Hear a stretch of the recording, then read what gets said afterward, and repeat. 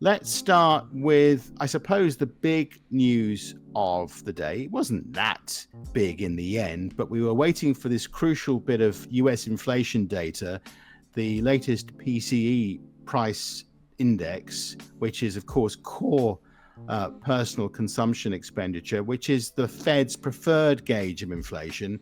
And that has remained stuck at 2.6% in June, slightly ahead of the 2.5% expected by economists, raising some questions perhaps for investors, hoping that the Fed will cut rates in a matter of months. I was just talking to you off air before, and actually it doesn't seem to have made that much of a difference in terms of this prediction as to when the Fed will cut, because those numbers, 0.1% higher than expected, haven't really shifted the gauge, have they? No, and to your point about kind of the market's reaction, we take a look at the dollar index today. It's jostled back and forth, but no clear move on the dollar. And when it comes to yields, they are actually even slightly lower today. So not a huge market reaction. Seems like this PC print was a little bit off center, but not quite enough to really spook the markets. It still seems like the prevailing direction of rate cuts are they're coming in September, and there's a lot to unpack with that because we've seen some recent developments that have been a little bit more dramatic. The stock market dropped I think from peak to trough. The S&P 500 saw about a 5% correction or pullback, and the Nasdaq actually saw just shy of a 10% pullback. So a little bit of volatility in the stock market side of things.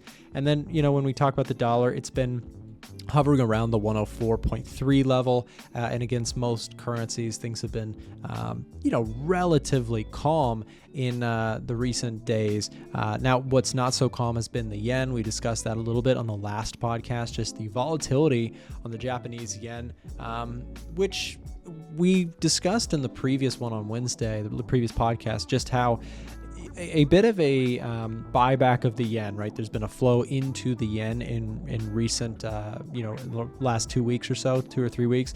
That surge in yen strength is a bit of, I like to think of the yen as that global liquidity provider, right? People borrow the yen, they go buy risk assets.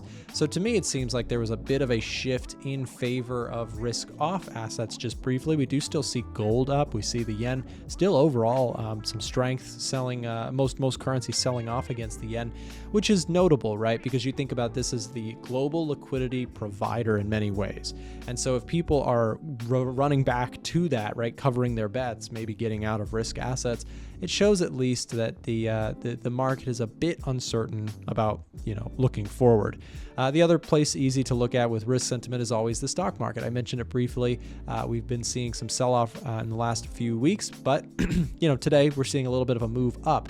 Led higher, Johnny, by actually the Dow Jones. Dow Jones up just shy of 1.6% today, which this has been the laggard of the three major U.S. indices, right? The Nasdaq, the S&P, and the Dow Jones.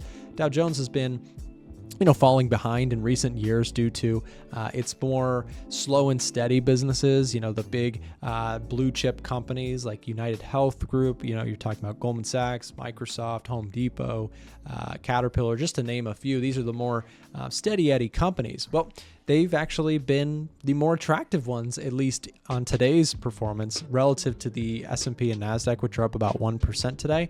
The Dow Jones leading at about 1.5, 1.6% up today.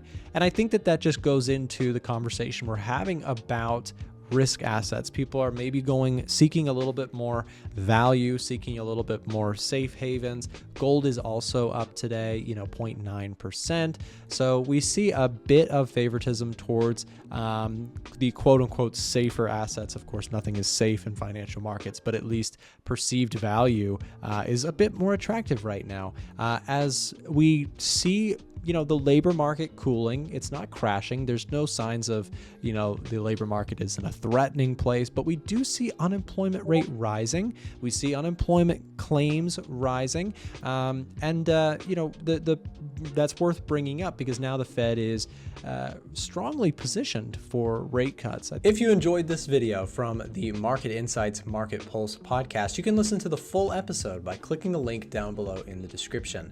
You can find us on your favorite podcasting apps, and again, we post several times a week, so if you're looking for market updates throughout the week, this is the place to be. Whether you're in the car on the way to work or something like that, make sure to tune in to get the latest. Thank you very much for watching. We'll see you on the next one.